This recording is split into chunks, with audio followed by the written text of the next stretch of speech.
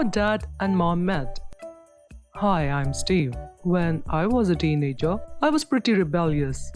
Always going clubbing, bullying the smaller kids at school, and that probably sounds like the lifestyle of an average teenager, except that it was pretty unusual back in the day. But if you ever decide to do some research, you will probably be surprised to find out that I am the forefather of high school bad boys. But this video is not about me, it's about Anne, my wife, and how I met her.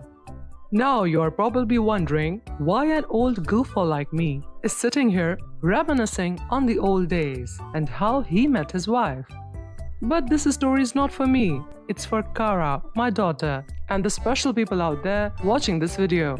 So why don't you click the like button and subscribe for more info on how I met my wife and why my daughter is listening to an old man reminiscing about his glory days.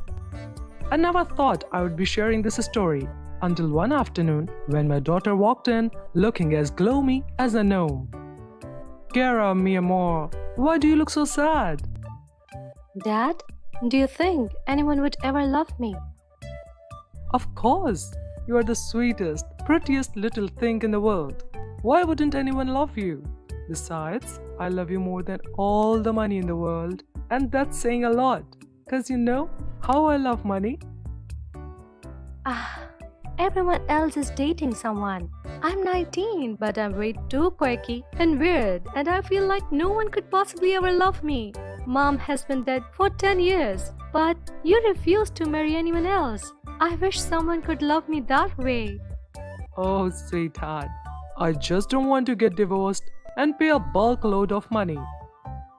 Seriously, Dad? Get serious. How did you meet my mother? Okay. It all started in high school. Your mom. She was the least average person I knew. At the time, I was the school's bad boy, breaking hearts, rocking a sleek black leather jacket. And those sleek black curls, even Charlie Puth had nothing on me. Dad? Haha, okay sweetheart. I'd always caught a glimpse of your mom in the hallway, but I had never once spoken to her. One day, some cheerleaders told us that a particular girl was getting on their nerves. She was always answering questions and making them feel dumb in the class. Plus, she called herself an alien because she was one of a kind.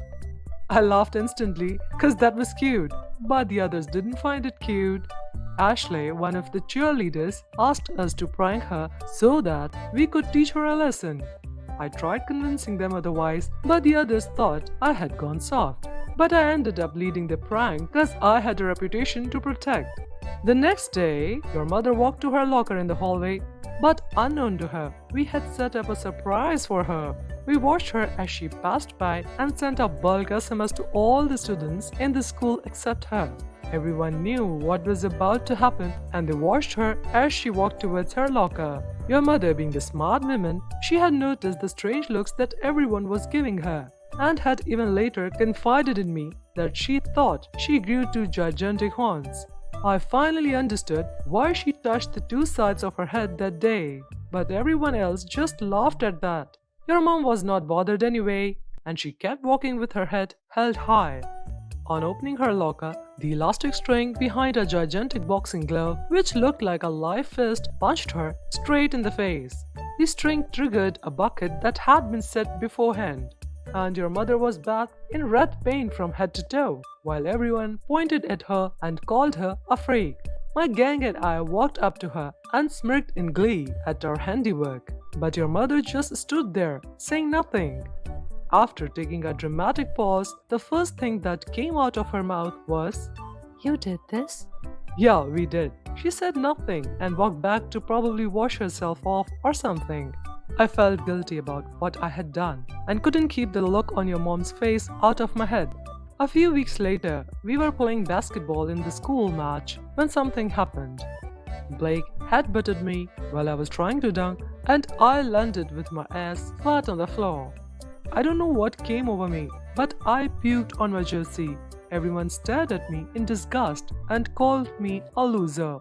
But your mom walked up to me, dragged me off and helped me wash myself off. I was so shocked by her act of kindness that I couldn't help but ask her why she had helped me. But all she said was, "My mom taught me against paying evil with evil." I was so stunned by her response that I burst into tears while asking for her forgiveness. Your mom and I became close friends afterward, and that was the end of my reign as the school's bad boy. I studied with your mother and started having straight A's. I regained my spot as the captain of the basketball team. A couple of other things that you shouldn't know about happened afterward. Your mother and I started dating. We married, and we were blessed with you.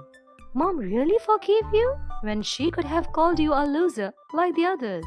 Your mom was a kind-hearted woman. She never allowed others' thoughts or opinions to define her. She was weird and unique in her own way, but she stayed true to herself in the most daunting situations.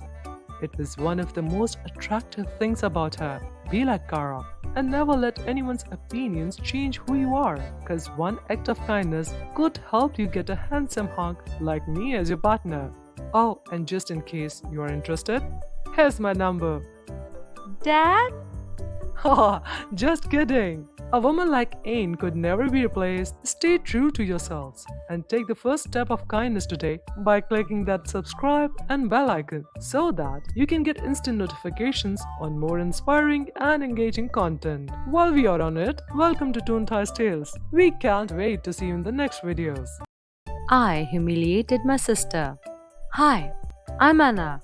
Welcome back to ToonTies Tales. Now you are probably wondering why anyone would steal their sister's shine, except it's not entirely my fault. Brianna is my identical twin sister, but right from when we were kids, it was way too hard to tell the difference. Although I had a small incident with a fishing hook as a child and a barely noticeable scar serves as a marker that most people frequently use to tell us apart. When we grew older, my parents suggested that I dye my hair brown so that others could tell us apart easily, and I was forced to do it. My sister and I loved science and singing as kids, but whenever we would have school projects, I was often neglected. My parents were always way too engrossed in Brianna that totally ignored me and left me to my science projects, which often ended up blowing up in my face. Like that one time when I tried to create a volcano with science and all the molten magma blew up in my face. Good thing that it wasn't actual molten magma but something that smelled much worse.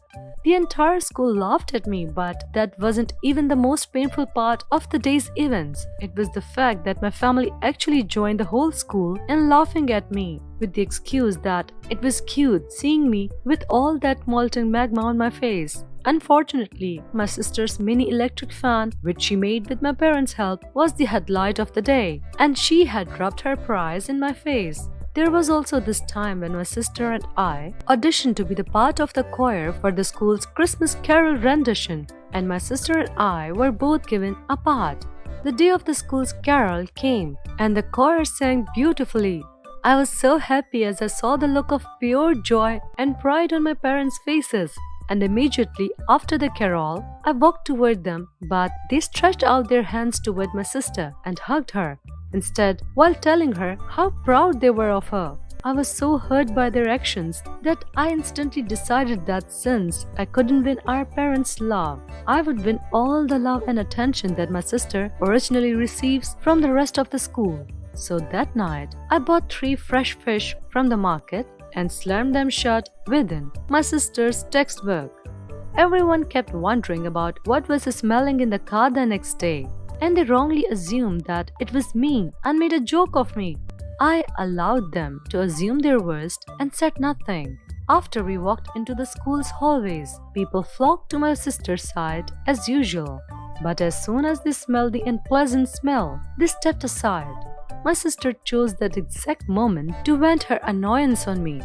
Hey you, when last did you bath or at least wash your hair anyway? I stared at her with all the hate I could muster before walking off in the distance. A few hours later, videos were circulating in the school of how my sister had opened her notebook and screamed in shock at the sight of the fish. My parents were called to pick up my sister, who fainted in humiliation. Later that day, I couldn't keep the sight of my sister's horrendous expression out of my face, and I realized that it wasn't exactly fair to those poor fishes either, even if they were already dead when I got them. But I came clean to my family, and they were so furious.